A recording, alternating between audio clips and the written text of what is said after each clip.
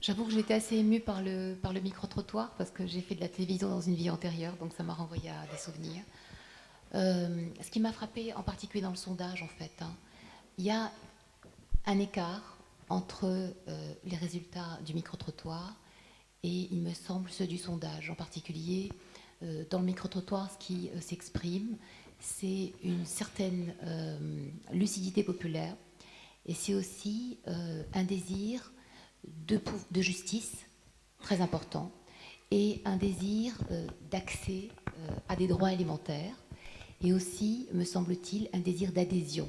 C'est-à-dire que ce que les Marocains réclament, c'est la possibilité d'adhérer à un projet national, de développement national. Quand on regarde le sondage, ce qui me semble-t-il apparaît, je l'ai trouvé assez, je dois dire, un peu flou parce que on n'avait pas accès aux catégories socioprofessionnelles des gens qui avaient été consultés, ce qui fait que finalement les résultats sont assez aléatoires. Il y a des questions sur lesquelles l'optimisme des Marocains dépend énormément des milieux dans lesquels ils vivent, de l'accès qu'ils ont à des perspectives d'avenir. Et il me semble que c'est très inégalement partagé dans notre société. Or, le sondage uniformise les réponses, ce qui me gêne un petit peu. Enfin, disons, la différence entre les hommes et les femmes, elle est marquée, mais on ne sait pas trop comment. Est-ce que les femmes et les hommes de milieux socio-professionnels identiques répondent de la même manière? C'est ça que c'est ce qui est intéressant de savoir. Il y a aussi les classes d'âge qui manquent un petit peu. Donc voilà, donc le sondage est intéressant parce qu'il montre finalement que les Marocains sont conscients que le pays s'est développé, ce qui est une réalité depuis l'indépendance, c'est évident, et en particulier sans doute depuis les 15 dernières années, puisqu'on a eu l'ouverture quand même d'une certaine liberté d'expression, la parité entre les hommes et les femmes, en tout cas la réforme de la Modouana, l'investissement par les femmes de l'espace public, et puis l'accès aussi, disons, à une espèce de liberté d'expression relative, mais quand même réelle.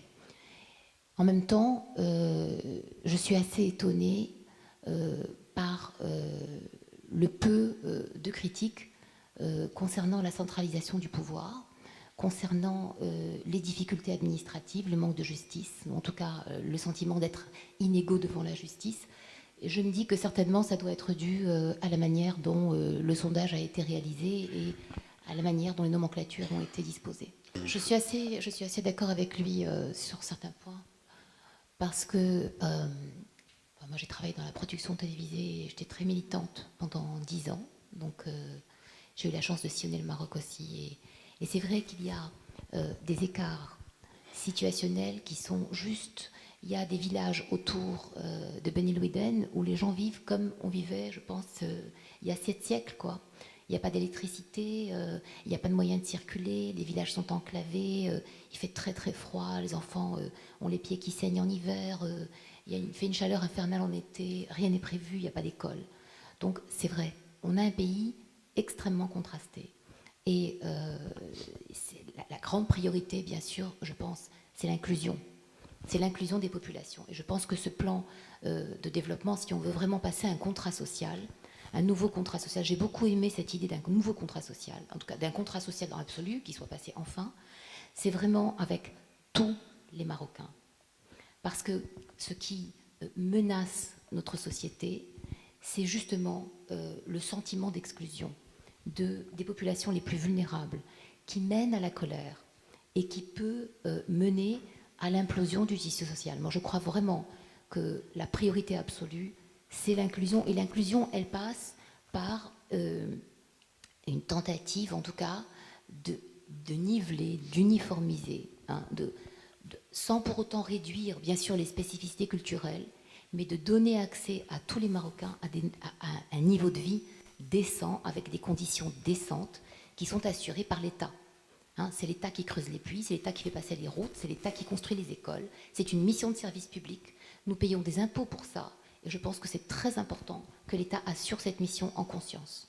Voilà. Pour revenir à ce que disait Wassila, effectivement, il y a des questions à se poser sur la présence des filles en université et la faible répercussion de cette présence en université dans leur participation à l'économie, en tout cas qui génère de la croissance. Alors, peut-être qu'il faudrait aussi s'interroger sur les représentations, le poids des représentations. C'est-à-dire que, encore une fois, on ne peut pas imaginer un nouveau contrat social dans lequel il n'y aurait pas une réflexion sur la manière dont la société marocaine, dont nous organisons, dans notre psyché collective, en fait, dans nos héritages de pensée, les rôles de genre.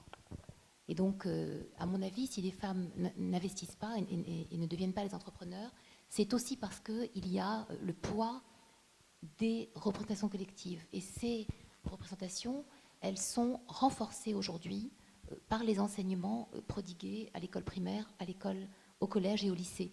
Les manuels scolaires n'ont pas été suffisamment retravaillés et donc on a aussi des enseignants qui continuent de penser d'une certaine manière, comme on a des juges qui continuent de juger dans un certain sens. Et le travail législatif qui a consisté par exemple à produire une nouvelle constitution, à produire une nouvelle Moudouena, n'a pas été suivi d'un travail suffisant d'accompagnement justement des représentants du système éducatif, du système judiciaire pour transformer les mentalités. Si on ne fait pas ce travail de transformer les mentalités, on ne pourra pas produire la société dont on rêve. C'est impossible. Donc je pense qu'il y a vraiment, s'il y a vraiment un contrat social à passer, et s'il y a vraiment un travail à faire pour que le contrat se modifie de manière réelle et que ce ne soit pas juste un effet de verbiage, qu'on ne soit pas en train de parler pour rien, il va falloir travailler sur les manuels scolaires, il va falloir travailler sur la formation des enseignants, et il va falloir travailler sur la formation des juges. Quand on voit que le mariage des mineurs a progressé sur les 3 dernières années de manière très inquiétante, on peut se dire, quand il y a un écart très important chez nous entre le législatif, le discours optimiste, de transformer le Maroc, de nouvelles orientations, et en même temps la réalité du pays qui continue à piétiner dans des stéréotypes archaïques. On a dans notre culture quelque chose qui fonctionne très bien, c'est la notion de communauté. Les Marocains, ils ont vécu longtemps au sein d'une communauté, qu'elle soit familiale, tribale, villageoise. Donc cette notion de communauté, les communautés étaient construites de l'intérieur. Et l'interaction avec les autres communautés était régulée par des rapports, j'ai envie de dire, séculaires, conventionnels. C'est-à-dire qu'il y avait un ethos des Marocains, on savait comment se comporter chez soi, en dehors de chez soi.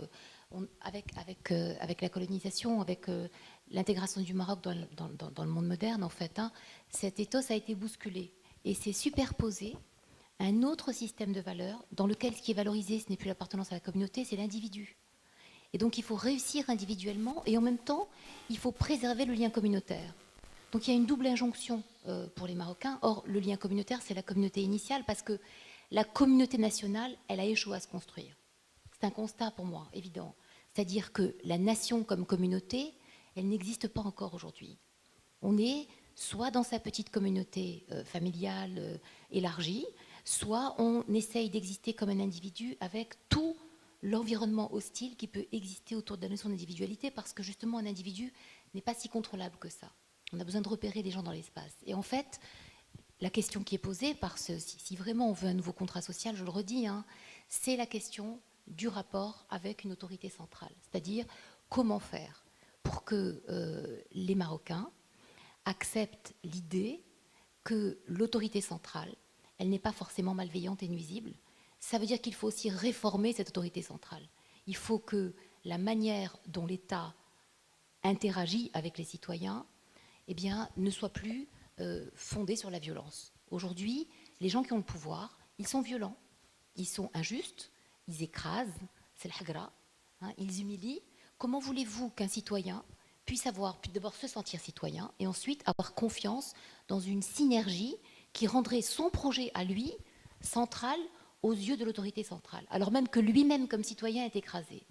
J'ai l'impression que on parle de modèle économique, mais en fait que le problème n'est pas économique. Le problème n'est pas uniquement. Non, c'est un problème de perception. Il y a un problème de perception, il y a un problème de culture nationale. Mettre en place une culture nationale où le citoyen est respecté et donc il respecte la loi. Si le citoyen est respecté par les institutions qui sont censées le protéger, si effectivement le Merzen œuvre pour le mieux-être des citoyens, si les citoyens ont cette perception positive du Merzen, évidemment qu'ils vont collaborer. La question c'est pourquoi est-ce qu'ils n'ont pas cette perception ? Que se passe-t-il au niveau des agents d'autorité? Que se passe-t-il au niveau des gens qui ont des petits pouvoirs locaux et qui s'en servent, non pas pour développer les projets qui bénéficieraient à la communauté, mais pour développer leurs propres projets? Et que se passe-t-il avec le détournement de la force publique? C'est ça la question.